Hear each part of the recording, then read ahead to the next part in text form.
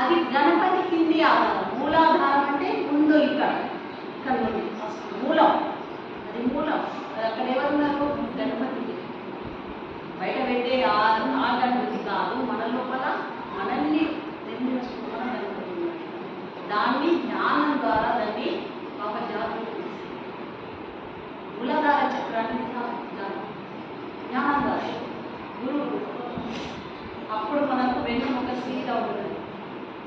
ధ్యానం చేసే వాళ్ళు ఇట్లా వందరు చూడండి, ధ్యానం చేయని వాళ్ళు ఇట్లనే ఉంటే వెన్నుముక అందుతుంది. ఇట్లా స్ట్రేట్ కూర్చోవాలి, వెన్నులోకి వస్తుంది, లేకపోతే బ్యాక్ పైన వస్తుంది కదా.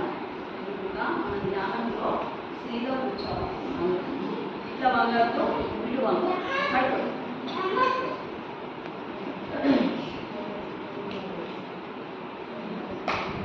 ఈ రోజుకు తల్లి ప్రథమ దేవత, తండ్రి రెండవ దేవుడు, ఆచార్యుడు మూడవ దేవుడు, అతిథి నాలుగవ దేవుడు, ఐదవ దేవుడు భార్య భర్త ఒకరిపై ఒకరు ఆత్మవిశ్వాసంతో కలిగి ఉండాలి అనేది ఇంతవరకు మనము చెప్పడం జరిగింది గ్రంథంలో. ఈ షట్చక్ర వివరణ మళ్ళీ గురువారం మళ్ళీ మనం కొద్దిగా చూస్తున్నాం. అయితే ఈ పంచదేవుళ్ళ పూజనే చేయమని, తల్లికి సేవ, తండ్రి సేవ, ఆచార్య సేవ, గురు సేవ. సేవ అంటే ఏంటి? కాళ్ళు కడగడమా? కాదు. పాదాలు కడగడమా? కాదు. వాళ్ళ వచనాలను పాటించాలి. వాళ్ళు ఏం చెప్పింది అది వినాలి మనం, అంతే.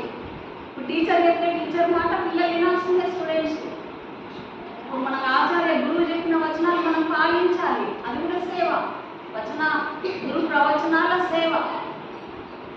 సేవ అంటే ఏంటి? సేవ ఏదో ఈ సేవ కాదు. వాళ్ళు ఏం చెప్పారు, వాళ్ళ మాటలను మనము విని మనం